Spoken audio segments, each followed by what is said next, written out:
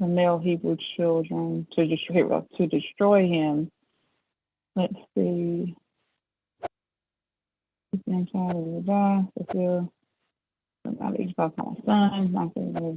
we go, right here, 2:16. Then Herod, when he saw that he was mocked of the wise men, just like when Pharaoh saw that he was mocked of the Hebrew midwives, shipper and pure. Remember that?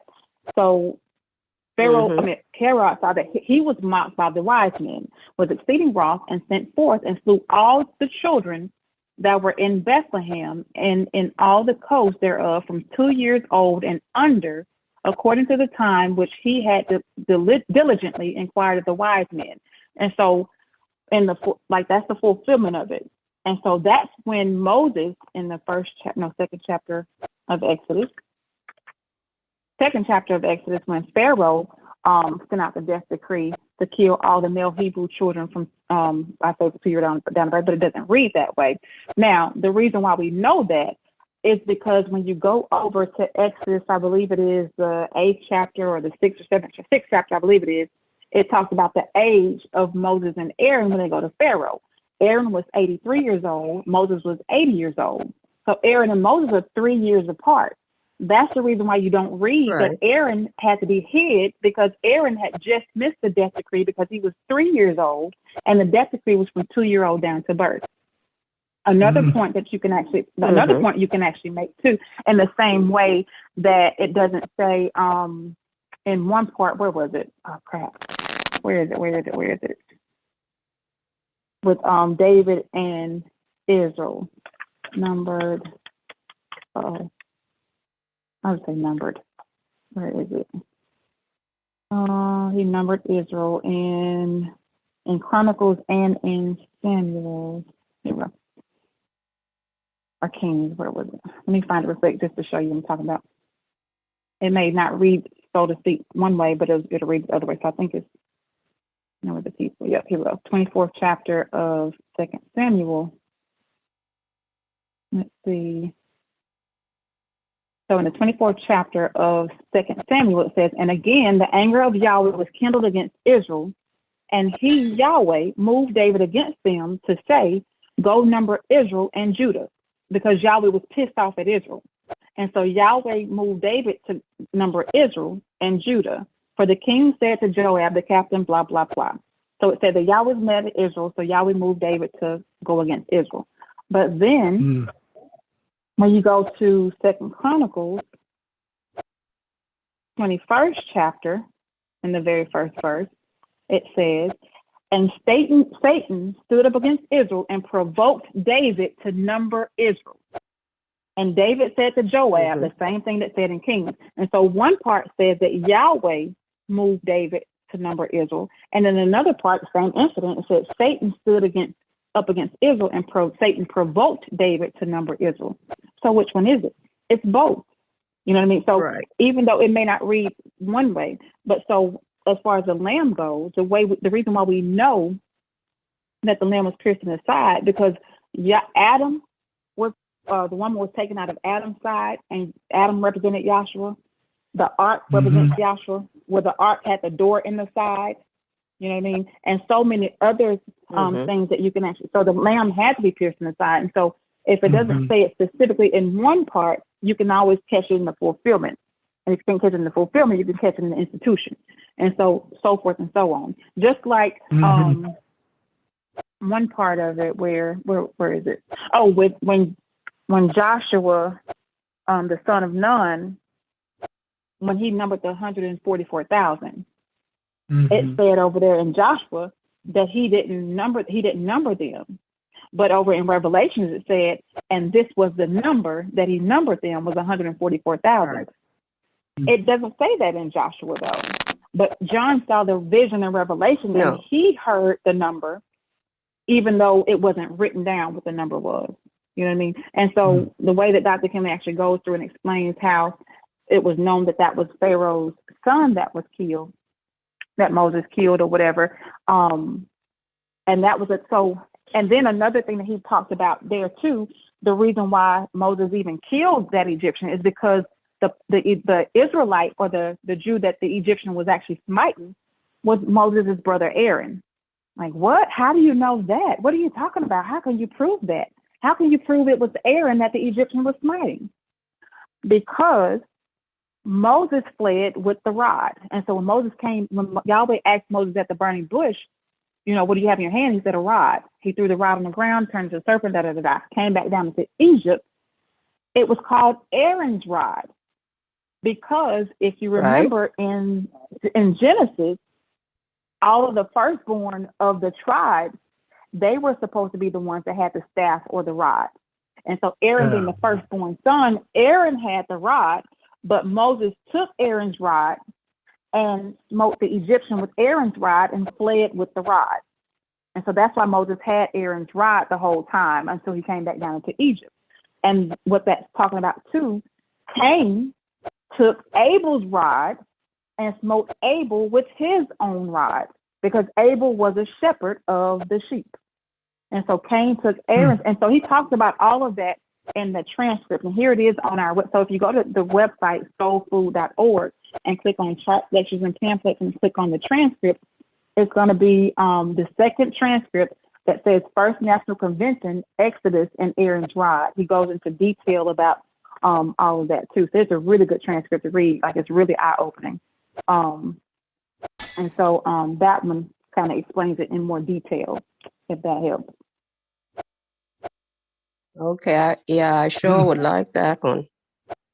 It's really good. I loved it. It's really good. Very good. Okay. Oh man, it's so much with that rod. Yeah, that's too, good. With the first one on the rod. Absolutely, yeah. It's a lot with that rod too. Even with Ephraim and Manasseh, and with Joshua the son of Nun having to be attached to the tribe of Ephraim instead of, like, it's a lot. That's why he's called Joshua the son of Nun. It's a lot. But anyway, let's stick to the script. Okay, so the 13th chapter of Exodus. Anybody got anything from the 13th chapter?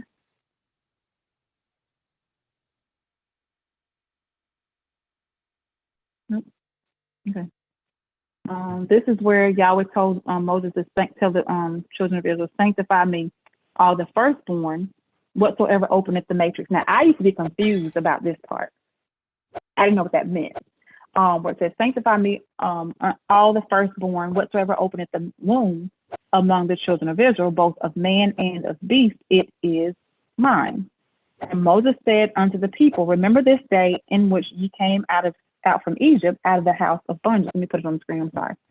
Out of the house of bondage, Exodus 13.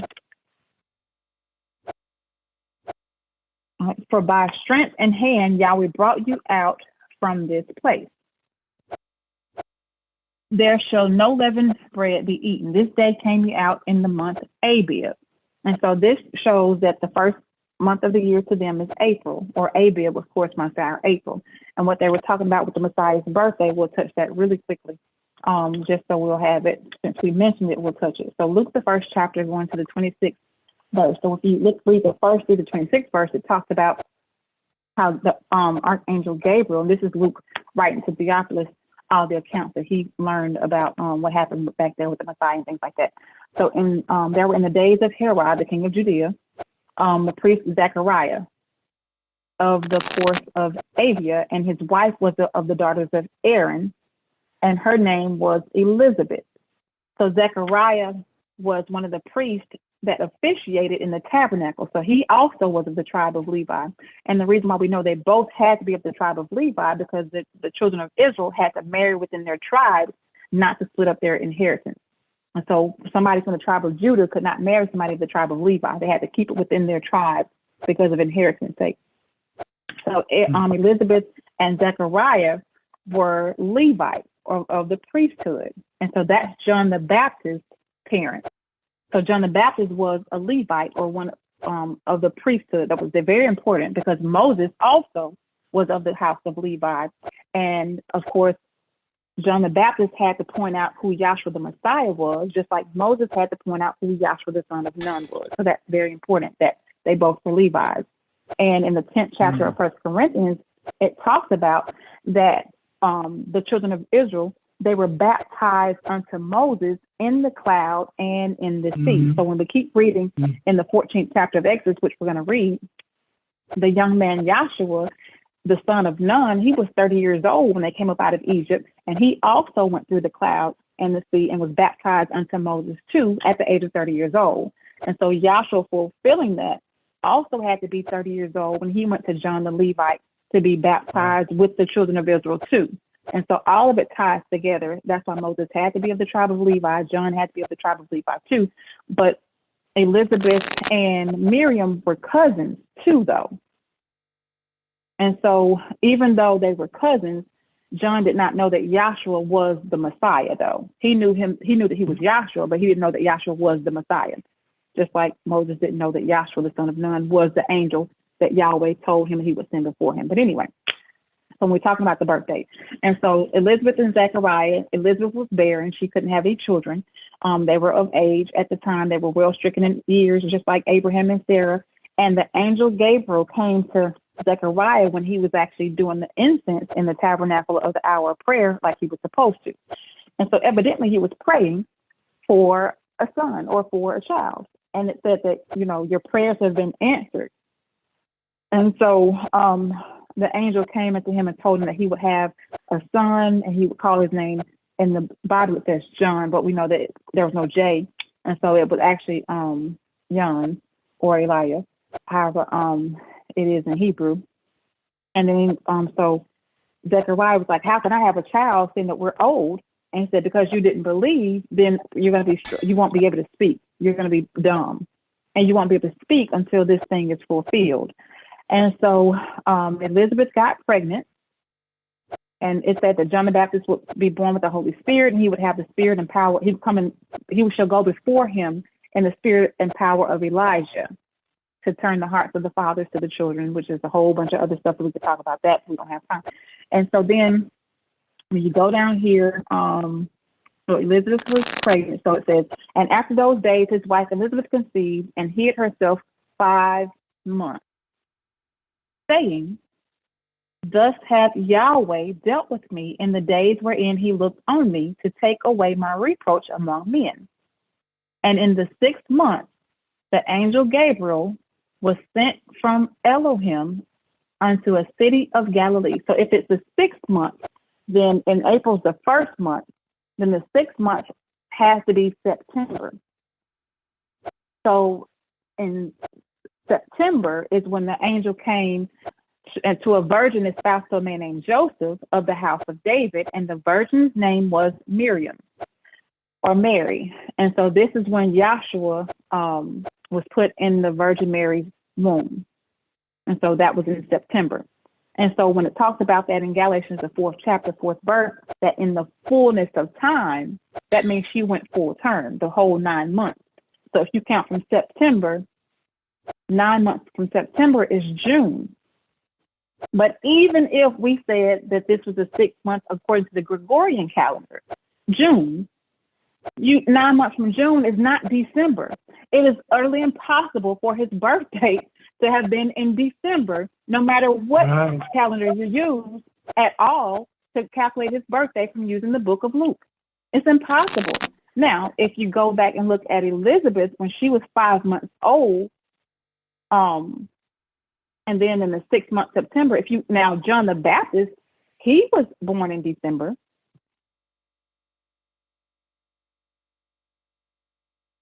Because she was 5 months pregnant.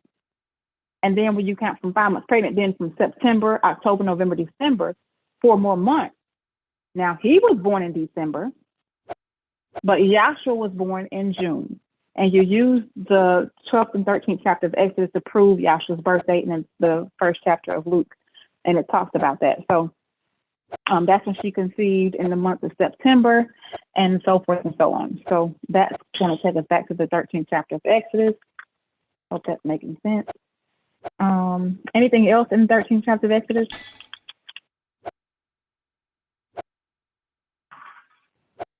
Okay, so when it talks about redeeming the firstborn, so it says, let's see, we'll go to the 11th verse of the 13th chapter, 13 and 11. And it shall be when Yahweh shall bring thee into the land of the Canaanites, as he sware unto thee and to thy fathers, and shall give it thee, that thou shalt set apart unto Yahweh all that openeth the matrix. I was like, what does that mean? And every firstling that cometh of a beast which thou hast, the males shall be Yahweh's. And every firstling of an ass thou shalt redeem with the lamb. And so redeem, if you look at the word redeem, like I was saying last night, like say for instance, you know, my husband gets in trouble or whatever, and he has to, you know, pay a fine. Once I pay that fine, he's redeemed of that whatever he was charged with. He's redeemed now. So he's, you know, been taken care of. Something actually took the place of, so he can actually be redeemed from whatever he was supposed to be bound to do. And so what Yahweh said, because he took all the firstborn males in Egypt of man and beast, but the children of Israel, they didn't have to, it passed over them. But they still have to give the first of their flock, their crops, and their children unto Yahweh. But so it's saying now, every firstling of an ass, thou shalt redeem with the lamb. So instead of offering up the first born of a ass or a donkey, he rather have a lamb instead. So offer up a lamb instead of a donkey. And it said, and if thou wilt not redeem it, then thou shalt break his neck, and all the firstborn of man among the children shall thou redeem. So the children, they were not supposed to kill their children. They were supposed to redeem their children by offering up a lamb instead of their children. And so that's what it means by their children shall be redeemed.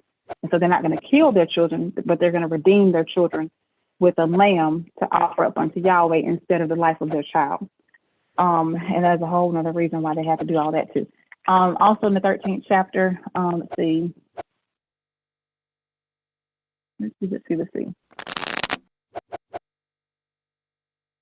So 15th verse. And it came to pass when Pharaoh would hardly let us go, that Yahweh slew all firstborn in the land of Egypt, both the firstborn of man and the firstborn of beast. Therefore I sacrificed to Yahweh all that openeth the matrix, being male, but all the firstborn of my children I redeem. And it shall be for a token upon thine hand, and for a frontlet between thine eyes, for by strength of hand Yahweh brought us forth out of Egypt. And it came to pass when Pharaoh had let the people go, that Yahweh led them not through the way of the land of the Philistines, although that was near. For Yahweh said, lest peradventure the people repent when they see war, and they return to Egypt. But Yahweh led the people about through the way of the wilderness of the Red Sea, and the children of Israel went up harnessed out of the land of Egypt. And Moses took the bones of Joseph with him, and he had straightly sworn the children of Israel, saying, Elohim will surely visit you. What do you mean visit them? And he did visit them in the body of Yahashua. Anyway, and ye shall carry up my bones away hence with you. Now, at the time that Joseph said this, they weren't even in bondage yet. But he said that Elohim will surely visit you, and ye shall carry up my bones away hence with you. And they took their journey from Succoth and encamped in Etham in the edge of the wilderness, and Yahweh went before them. This part is important. And Yahweh went before them by day in a pillar of a cloud to lead them the way, and by night in a pillar of fire to give them light to go by day and night. He took not away the pillar of the cloud by day, nor the pillar of fire by night from before the people. Keep this in mind when we get to the 24th chapter of Exodus. Now Yahweh went before them in a pillar of a cloud. So the cloud in the daytime was a cloud, but at night it turned into a pillar of fire so they could still have light as they were being led. So keep that in mind when we keep reading. And then that's the 13th chapter. So when we get to the 14th chapter, does anybody have anything they want to share in the 14th chapter or that they saw? Looks like y'all are getting something out of this tonight. Good. Go ahead. I just had a little summary for the chapter 14. Okay.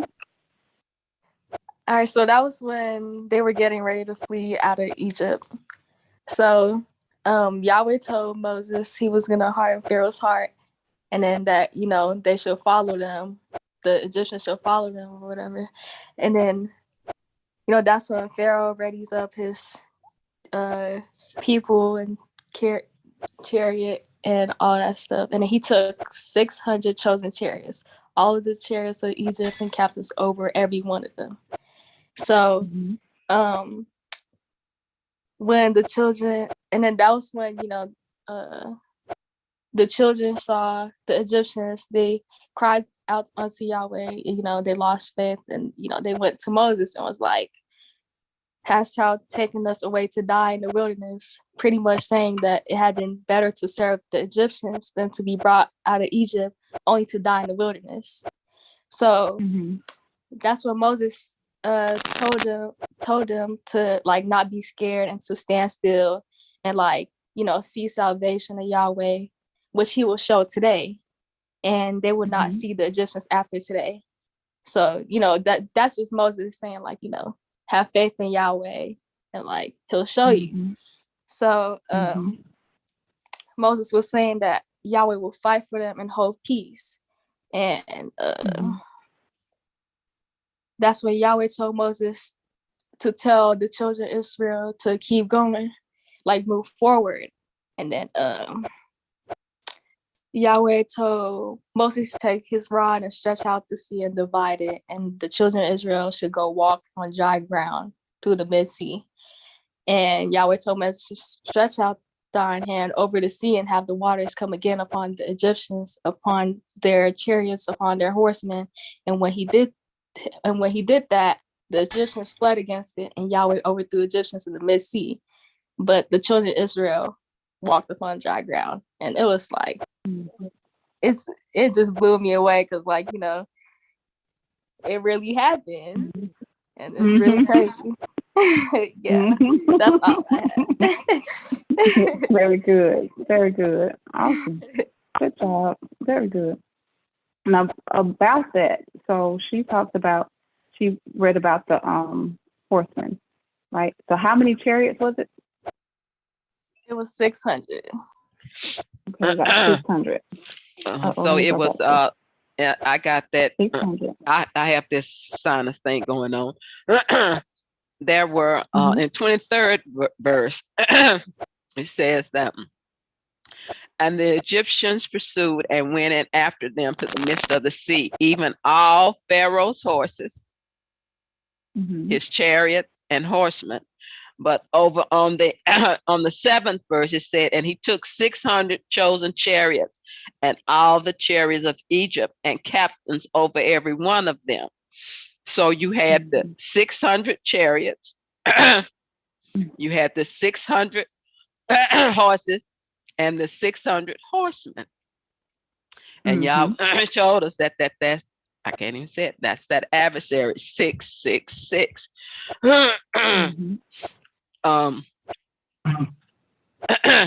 And he said it, Yahweh took off their chariot wheels, and Israel, of course, went through on dry ground. But after that, then the Egyptians tried to come in pursuing after them. But the same rod that Moses held up to divide the waters of the Red Sea is the same rod he used to bring down the waters on the Egyptians. And so that, people say, well, and in this Cecil B. DeMille, it shows Pharaoh going back down, putting his son in Moloch's arm. No such animal. Said that, and Yahweh over, and Moses stretched forth, 27th verse, and Moses stretched forth his hand over the sea, and the sea returned to his strength when the morning appeared, and the Egyptians fled against it, and Yahweh overthrew the Egyptians in the midst of the sea. So the waters returned and covered the chariots and the horsemen and all the host of Pharaoh that came into the sea after them. There remained not so much as one of them. So that includes Pharaoh. He did not go back down. He did not go back down into Egypt. So Yahweh said that the Egyptians that you see today, you won't see again forever. He meant just that. He meant just that. So like the young lady was saying, it shows that if you have faith in Yahweh, anything that can overtake you, Yahweh is the one that will take care of that matter. So no, no one at any time, anywhere is getting away with anything. When it is time for Yahweh to lay hand on him, Yahweh will lay hand. Because Pharaoh said when he was in Egypt, who is Yahweh? I don't know Yahweh, neither will I let you go. Well, okay then. I'm glad you said it that way. Yahweh gonna show you who he is. You want to know who this Yahweh is? He is the Elohim of heaven and earth. And if he has chosen you out of this world to give you a revelation or give you this gift too, ain't nothing can keep you from, because Israel were on their way out from bondage. So it wasn't, when it was time for them to come out, there was nothing that could to impede or delay that process. So y'all have to excuse me. Oh, throat is killing me. But that was one of the things that actually oh, and on the what's that? Wait a minute, my page done went over. That's the wrong one. That's all. That's what basically stuck out in my head, was that 666. Yahweh showing it all the way down. That even with Pharaoh, he was that beast, a representative of that beast man, the sin. Yeah, forgive me. No good. Right. And then another thing too, we go back to the 12th chapter of Exodus, where it talks about they had to kill the lamb in between the two evenings, and we know that was on the 15th of April, because they had to take it out from the 10th, hold it over to the 14th, and kill the lamb between the two evenings, so between the 14th and 15th. And then it said at midnight, Yahweh passed through and smote all the firstborn in the land of Egypt, and they they told them to get up out of there, like super duper late, between the two, between midnight and daytime, whatever. And so that was one day after the man was killed.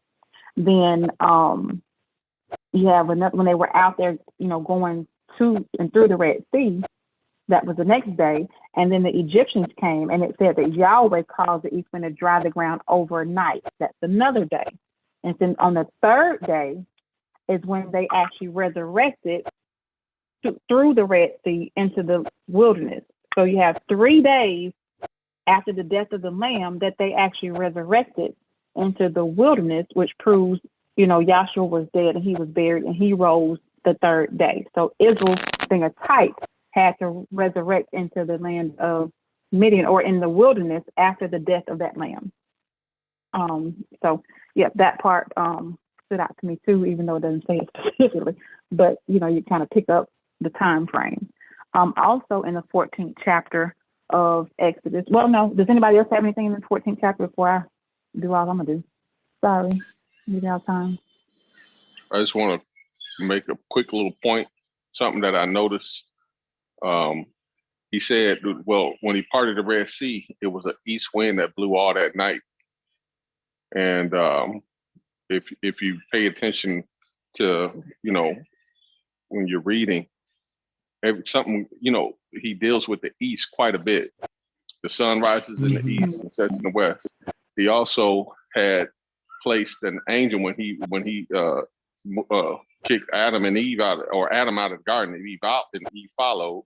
He placed an angel at the east. And then even when he was born through the loins of a virgin, it was a star in the east. So, there's a lot of significance with those principles when you follow it on down, line it up and follow it on down through the law and the prophets and whatnot. And that's all I got. Absolutely. And the man was placed eastward in the garden. Adam was placed eastward in the garden. So that's why Yahshua's star had to be in the east, because he had to fulfill Adam being placed eastward in the garden. So very good. Awesome. Very good. And so if we look at the 19th verse of Exodus 14 and 19, I could just scroll. And the angel of Yahweh, which went before the camp of Israel, removed and went behind them, and the pillar of the cloud went from before their face and stood behind them. The angel of Yahweh, which we'll point out later on as we keep reading, was Yahshua the son of Nun. Because once we keep reading, whenever Yahshua would go into the tent to speak with Moses and Aaron, the cloud would come and sit above the tent. And so the cloud was actually going along with Yahshua. Yahshua was the angel that Yahweh said he was sent. So when the angel of Yahweh, which went before the camp of Israel, moved and went behind them, then the pillar of cloud went from before their face and stood behind them also. So Yahshua was the angel. And it said, and it came between the camp of the Egyptians and the camp of Israel. And it was a cloud and darkness to them, but it gave light by night to these. And so it was a cloud and darkness to the Egyptians, and it was light by night to these that were the children of Israel. And so the same gospel to the world is darkness or is ignorant, like they don't see it. They can't see it. No matter how you try to give it to them, they just cannot see it. But then for those of us who are the sons of Yahweh, it's light unto us, especially in these dark times. So that the one came not near the other all the night. And Moses stretched out his hand over the sea, and Yahweh caused the sea to go back, blah, blah, blah, blah, blah. 24th verse, and it came to pass that in the morning watch, had to be in the morning, Yahweh looked up unto the host of the Egyptians through the pillar of fire and of the cloud, and troubled the host of the Egyptians. It was so early in the morning that the sun had not risen yet. Because when we keep reading about the tabernacle, the high priest had to snuff out the candlestick at 6 o'clock in the morning, and then the sun would come in and light the tabernacle. The tabernacle was never in darkness. So at 3 o'clock in the afternoon, the high priest had to light the candlestick so that whenever the sun went down, the tabernacle was never in darkness. And so even though it was early in the morning, it was so early that you still had the pillar of the pillar of fire was still there because it still wasn't light yet. Why is that important? So this is when Yahweh tore off the Egyptians, chariot wheels and things like that. And Yahweh said, Moses stretched out their hand, let the waters go back on the Egyptians. And Moses stretched out his hand, and the waters returned, covered but the children of Israel walked upon dry ground. So they had to resurrect early in the morning, is my point. Because when Yahshua rose up on that third day, it was early in the morning. And so the children of Israel had to resurrect into the wilderness early in the morning because Yahshua had to fulfill these things. And so that stood out to me. Everybody else kind of brought out some of the other obvious points too. But the last verse of the 14th chapter is the whole reason why Yahweh took them to and through the way that he took them, because he could have taken them by the way of the Philistines because it was quicker, but he took them this way. And the 31st verse says, and Israel saw that great work which Yahweh did upon the Egyptians. And the people feared Yahweh and believed Yahweh and his servant Moses. So all that was done in order for them to believe Yahweh, fear Yahweh, and his servant Moses. All right, 15th chapter. Oh, that Hello. around us. Let's hurry up. Hello. Yes. Hello. Mm-hmm. Yes, ma'am. May I say something, please? Absolutely. Yes. I was looking at I think it's verse 17 where it said that they took 600 chariots, 600 horses, and 600 men. That would be like 666. But then it also said, and all the chariots of Egypt. So I was thinking that it seemed as if the whole army came. Don't know if I'm right, but to me, it would be like Egypt would have lost its power if its whole army was drowned in the sea. Because is it 17? It mentioned the 600 horses, 600 men. And it said captains over every one of them, but it also said, and all the Is it 16 It's chariots? 17. It's 14 and 17. 17. 14 Yeah, and 7. I'm sorry. 14. 14 and 7. 7.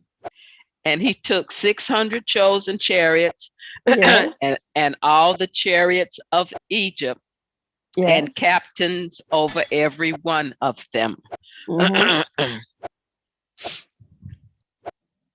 So if it was not just the 600 alone, because if he took all, then they would have been left real devastated, no power in Egypt now because their army would have been drowned in the sea. So I was just looking, at that to see, Right. So the 17th verse, like you were saying, it says, "And I behold, I will harden the hearts of the Egyptians, yes, and they shall follow them, and I will get me honor upon Pharaoh and of all his hosts, upon his chariots and upon his horsemen." So the 600 chariots, horsemen, all that, but also the rest of his army. He had more than right, just the horses. He had the other army, the rest of his army too. So yes.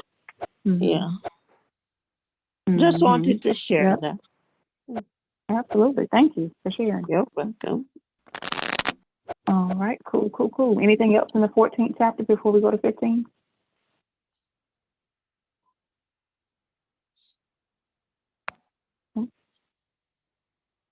This is like, this part, like 15th chapter kind of, it's like, you know what, these people get on my nerves, but we do too. We the same way. We can't really point the finger at them because this one's like, what in the world? These people are crazy. But it had to be, for all these things were done because they were talking about the Messiah. So the Messiah actually fulfilled it. So, once you have an understanding, it don't piss you off as much as it normally would. But anyway, all right, 15th chapter of Exodus. Anybody want to share what they saw in the 15th chapter? Because we got to move with haste.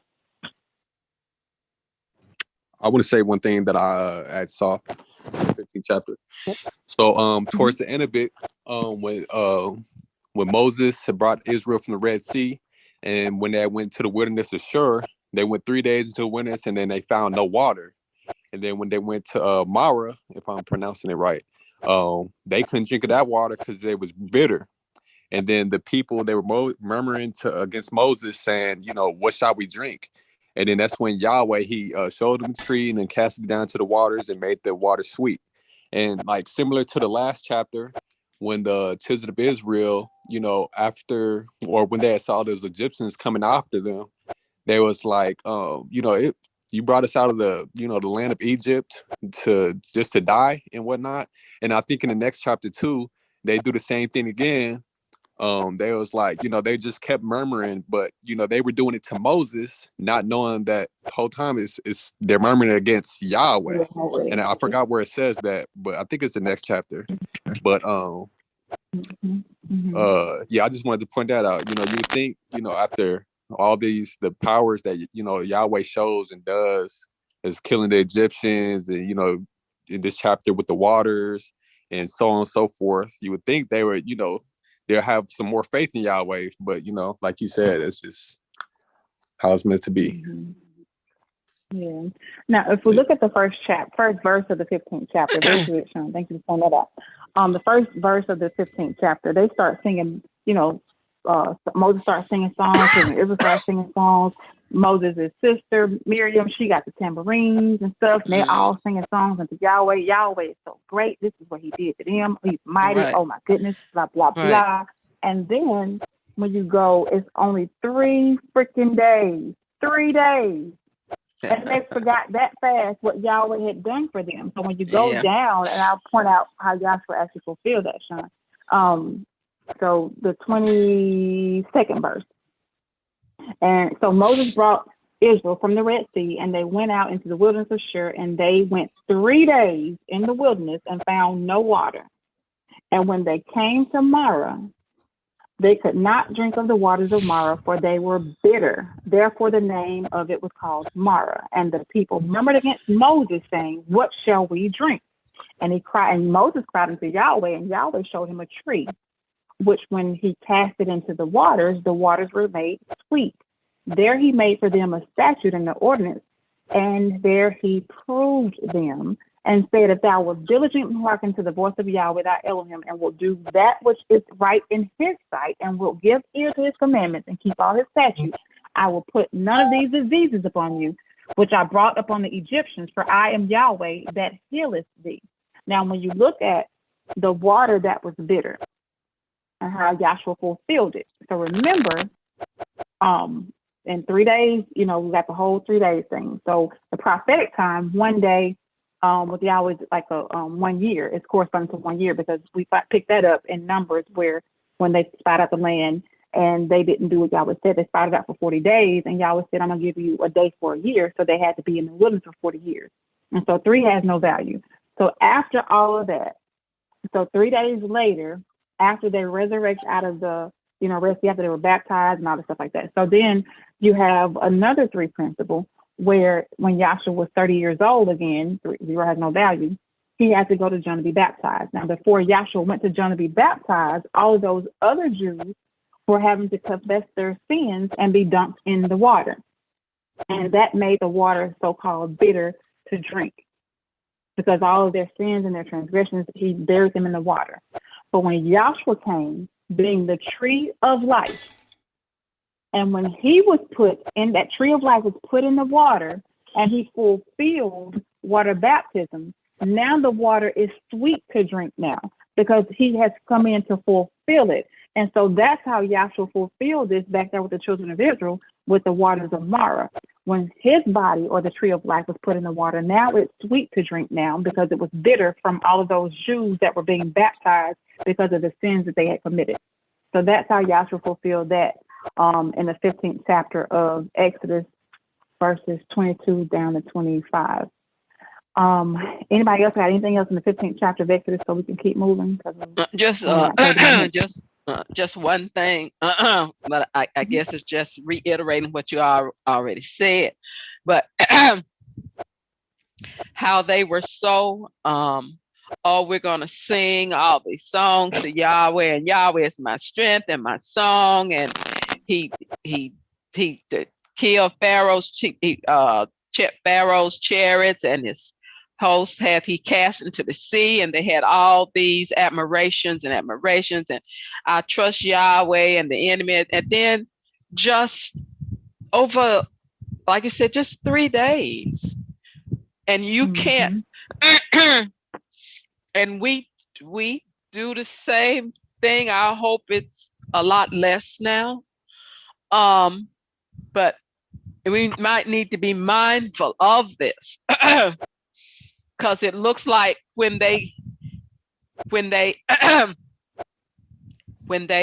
Yahweh was saving them out of their affliction, they want to sing. But where is it that says, does not Yahweh bring up evil upon you too? So these are tests and trials to see, to see if you will believe and trust in Yahweh. This is where your faith is established, to see if when persecution comes, when persecution arises, because of the word, are you going to be able, to stand, or are you going to fold? And that was something I looked at when I read it. I said, gosh, just no time, and you got all these, and oh, thou art full of mercy, and yada, yada, yada.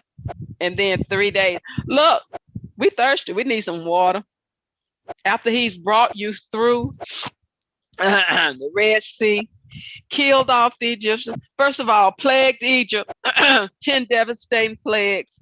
You only felt 3 of the 10, brought you out by a mighty hand, killed Pharaoh and his host that came after you, and then you sing all these songs, and then before you can finish singing a song,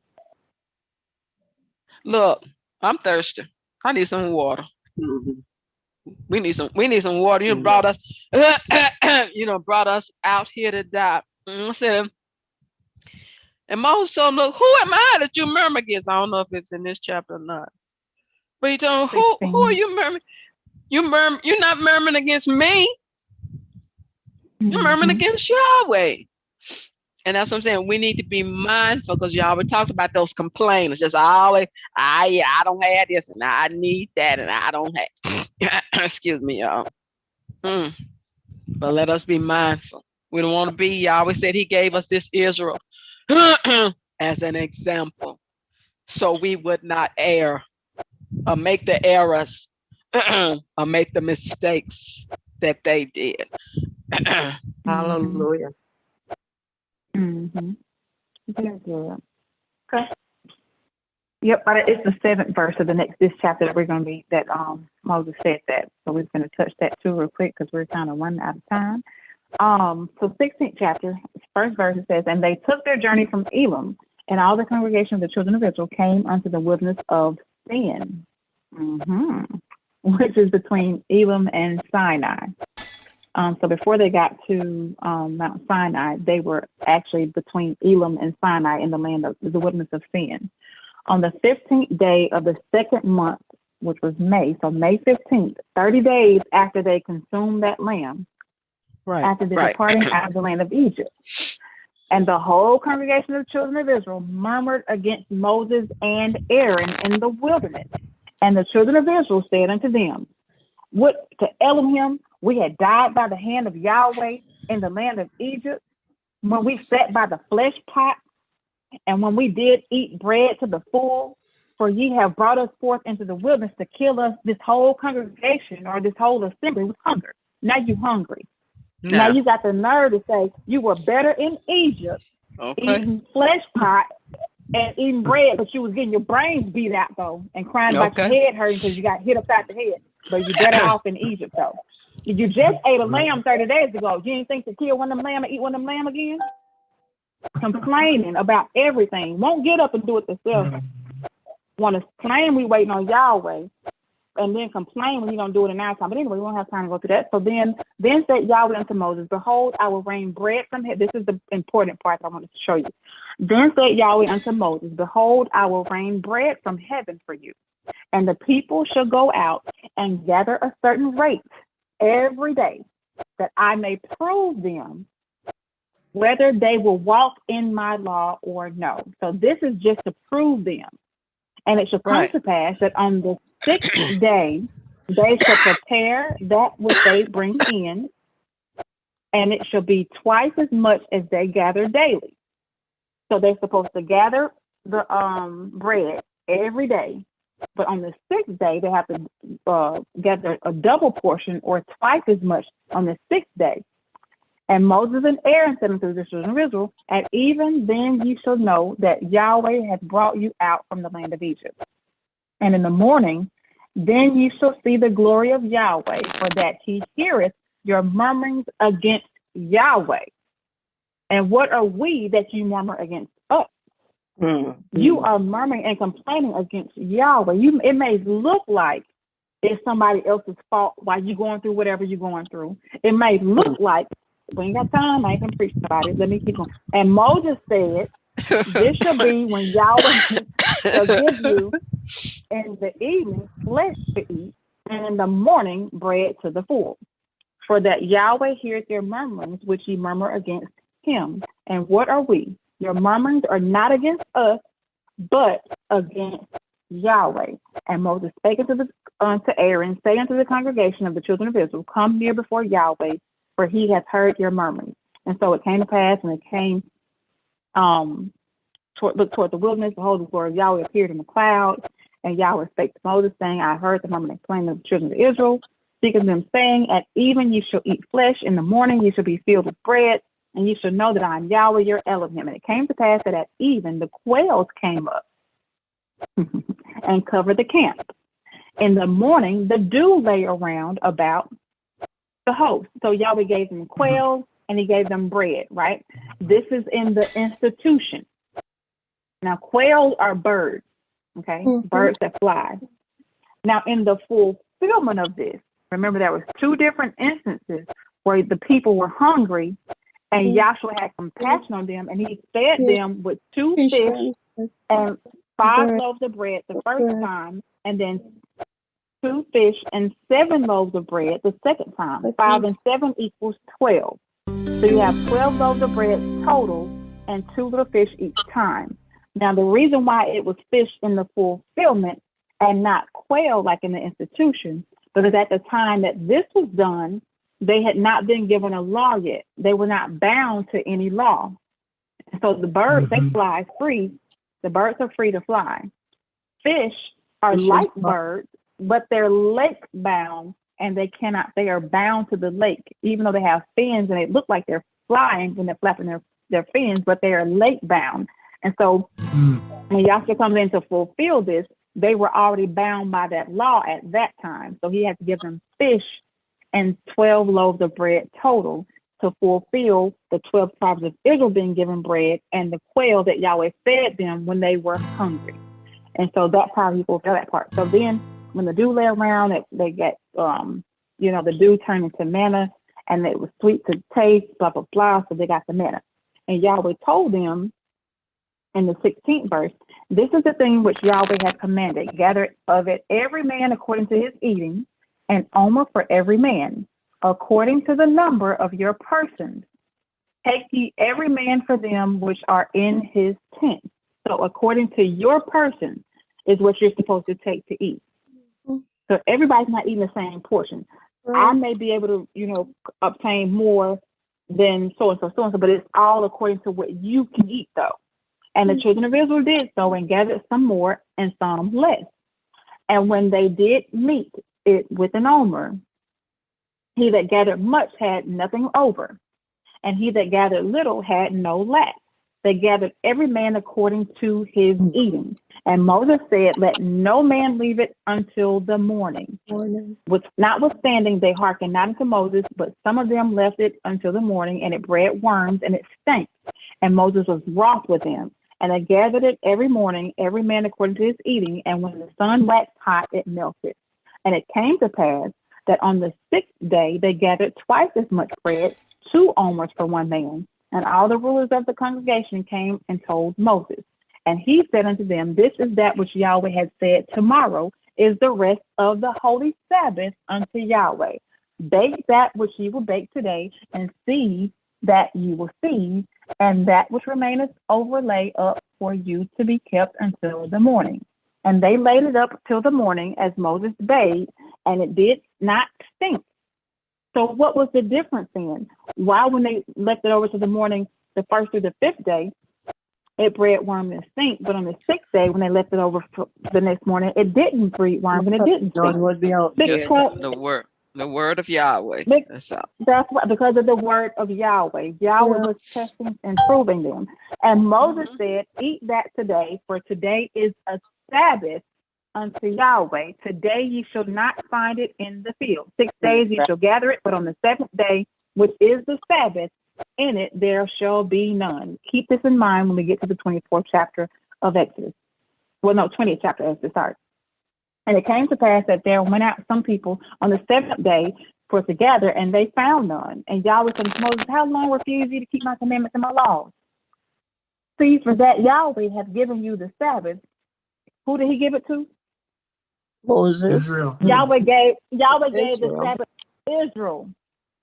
He gave that to Israel. That's going to be important. Yahweh has given you the Sabbath. Therefore, he giveth you on the 6th day the bread of 2 days. Abide ye every man in his place. Let no man go out of his place on the 7th day. So the people rested on the 7th day. And the house of Israel called the name of it manna, blah, blah, blah, blah, blah, so forth and so on. And then he told, and so the children of Israel did eat manna 40 years until they came to the land inhabited. They did eat manna until they came unto the borders of the land of Canaan. So he rained down that manna from heaven the entire time they were in the wilderness. And so what is that talking about? Why is it like that? They didn't eat manna in Egypt. They didn't eat manna in Canaan land. So why was it in the wilderness for 40 years when they ate the manna? Because if you look at the tabernacle pattern, in the holy place is where you have the table of showbread that has the 12 loaves of bread. And so it can only be eaten in the wilderness because it can only be eaten in the holy place. Because Canaan land is like into the most holy place. The wilderness of Sinai is like into the holy place. And Egypt is like the outer court. And so the bread can only be eaten in the holy place. So they could only receive that bread in the wilderness of Sinai for those 40 years that they were there. So then, let's keep moving. Now an omer is a tenth part of it. So before we get to that point. So he, in 33rd verse, and Moses said unto Aaron, take a pot and put an omer full of manna therein, and lay it up before Yahweh to be kept for your generations. And as Yahweh commanded Moses, so Aaron laid it up before the testimony to be kept. Now, this is before the tabernacle was built.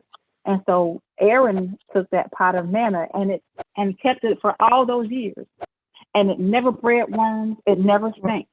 All of this was by the word of Yahweh. Yahweh was testing through it. All these things happened by the word of Yahweh. Right. That's right. Now, 17th chapter, water in the rock. All right. Anybody see anything in the 17th chapter of Exodus that they want to share? Oh, I got so many highlights. Okay.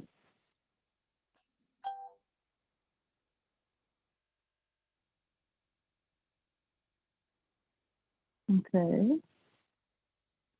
All right, so let's just go through it real quick. 17th chapter, this is where he was being tested. And all the congregation of the children of Israel journeyed from the wilderness of Sin after their journeys, according to the commandment of Yahweh, and pitched in Rephidim. And there was no water for the people to drink. God dog it.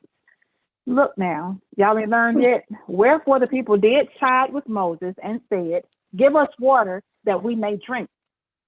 Like Moses got water in his pocket. And Moses said unto them, why chide you with me? Wherefore do you tempt Yahweh? And the people thirsted there for water. And the people murmured against Moses and said, wherefore is this that thou hast brought us up out of Egypt to kill us and our children and our cattle with thirst? And Moses cried unto Yahweh, saying, what shall I do unto this people? They be almost ready to stone me. And Yahweh said unto Moses, go on before the people, and take with thee the elders of Israel, and thy rod, wherewith thou smotest the river, take it in thine hand, and go. Behold, I will stand before thee there upon the rock in Horeb, and thou shalt smite the rock, and there shall come water out of it, that the people may drink. And Moses did so in the sight of the elders of Israel. Now Yahshua is the rock by which the law and the prophets stand on. And he even told Peter, upon this rock, and it talks about 1 Corinthians 10 chapter, that rock that led them, that rock was the Messiah. So Yahshua is being referred to as a rock, and they had to smite him. And when they pierced that rock in the side, out forth came blood and water. And he told the woman at the well, I am living water. You should get living water from me, and after me, there should nobody thirst that drinks up this water. And so Yahshua fulfilled that when they had to smite him, being the rock as well. So anyway, so they smote the rock. So Moses smote the rock in the sight of the elders of Israel, and he called the name of the place Massa and Meribah, because of the chiding of the children of Israel, and because they tempted Yahweh, saying, is Yahweh among us or not? What kind of mess is that after everything that Yahweh had done? Okay, smart. And then Smart at the mouth. Right. Then came Amalek and fought with Israel in Rephidim. And Moses said unto Joshua, choose out men and go out, fight with Amalek. Tomorrow I will stand on the top of the hill with the rod of Yahweh in mine hand. So Joshua did as Moses had said to him and fought with Amalek. And Moses, Aaron, and Hur went up to the top of the hill. And it came to pass when Moses held up his hand that Israel prevailed. And when he let down his hand, Amalek prevailed. But Moses' hand was heavy. And they took a stone, had to be a stone. And they took a stone and put it under him. Moses is the law, okay? Moses is the law. So they took a stone and put it under him. And he sat thereon. Moses sat on the stone. And it talks about an axe. This is the stone that was set of you builders.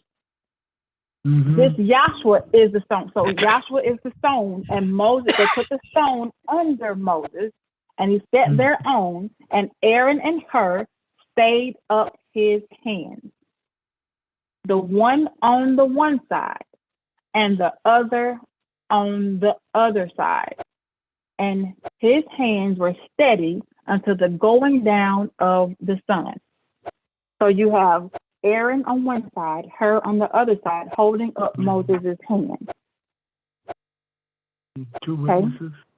The two witnesses, Aaron and Hur being the prophets, Moses being the law, and they were on the stone. And so that's where the foundation is laid. There should no other foundation be laid other than the law and the prophets. And that's talking about Yahshua. So anyway, and his hands were heavy and steady until the going down of the sun. And Yahshua discomfited Amalek and his people with the edge of the sword. And Yahweh said unto Moses, write this for a memorial in a book and rehearse it in the ears of Yahshua, for I will utterly put out the remembrance of Amalek from heaven, from under heaven. And Moses built an altar and called the name of it Yahweh Nisi. For he said, because Yahweh has sworn that Yahweh will have war with Amalek from generation to generation. So that's important too when Saul comes along and he's supposed to do what he's supposed to do with Amalek. So Yahweh said that Amalek had to be destroyed. 18th chapter. Ooh, no time. So when Jethro, or Ruel, the priest of Midian, Moses' father-in-law, heard of all that Yahweh had done for Moses and for the children of Israel, that Yahweh had brought Israel out of Egypt, Ruel, or Jethro, Moses' father-in-law, took Moses' wife Zipporah, after Moses sent her back in the 4th chapter of Exodus, and her 2 sons, of which the name of the one was Gershom, for he said, I have been an alien in the strange land. That's why he named him Gershom. And the name of the other son was Eliezer. For Yahweh, the Elohim of my father, said he was mine help and delivered me from the sword of Pharaoh, which he's talking about when he had to flee from Pharaoh after he killed the Egyptians. And so that's why he named his 2 sons what he named them. Anyway, so Ruel, Moses' father-in-law, came with his sons and his wife and Moses into the wilderness, where he encamped at the mount of Elohim. And he said unto Moses, so forth and so and so. This is when Jethro, or Ruel, is going to see how Moses actually, has to do all the things with the children of Israel, how he has to, judge them. And so he was like, Moses, what is this that you're doing? You're going to wear yourself out. And so he was like, maybe you should do, so forth and so on. Like, why don't you just take different judges, people that have the spirit of Yahweh in them, and let them be over 10s and 50s and 100s and thousands or whatever, and then whatever large matter they bring it to you. Otherwise, you're going to wear yourself out. You're taking too much upon yourself. And so Moses talking to his father-in-law, and he did so. 19th chapter is where we want to be real quick. Anybody got anything in the 18th chapter before I just breeze through it? Just one thing in 18 that Yahweh has showed us, that it says Jethro, but we know it's not Jethro, because no J, no Jesus, no Jethro. That's why she's saying Ruel. It's Ruel, his father. It's his father-in-law. Mm-hmm. Yep. Let's see. Where is that at? Where I can actually show that?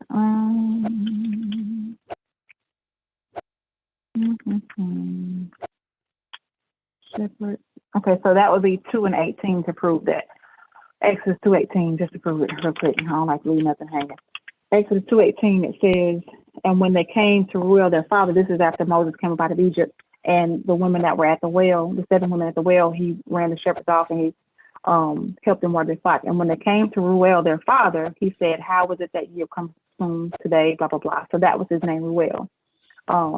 Moses' father-in-law's name was Ruel. But anyway, all right. Exodus 19th chapter. Anybody got anything in the 19th chapter that they want to share? REUBL. Hmm. I think there was something in the All right. 19th. Go ahead. Okay. Go ahead. No, go ahead. Okay. Let's see. In the 3rd month, the children of Israel, when they came out of Egypt, they came up on the Mount Sinai. So the 3rd month, as it was explained earlier, being June, April, May, June. That means that they arrived at Mount Sinai, and that's a pretty important date in history. I think they arrived on June 3rd, and Yahweh told them to clean up for 3 days, and he would present himself before Yahweh. And on June 6th is when he spoke the law to the people. So, and again, those are prophetic dates right there, wherein, because June 6th corresponds to, as we talked about earlier, Yahshua Messiah being born on June 6th. It also corresponds to the day of Pentecost, when Yahshua poured the Holy Spirit out to the Jews there on the day of Pentecost. That was on June 6th as well. So again, it's a very prophetic date and very important to remember. Let me see. That's the one thing that stood out initially. And I guess I'll just stop there for sake of time. Okay, thank you. Very good. All right, so it says in the third month, which we know that's June because April is the first month, when the children of Israel were gone out of the land of Egypt, the same day means the same day is the same month. So if it's the third month, it's the third day. So that's what it means by the same day. So the third month, the same day. So June 3rd, they came into the wilderness of Sinai. And like he was saying, if you count from the time that the Passover was killed, the lamb was killed, there were 3 days to and through the Red Sea. So after the death, burial, and resurrection of the lamb, or the children of Israel, after they had the lamb in them, there were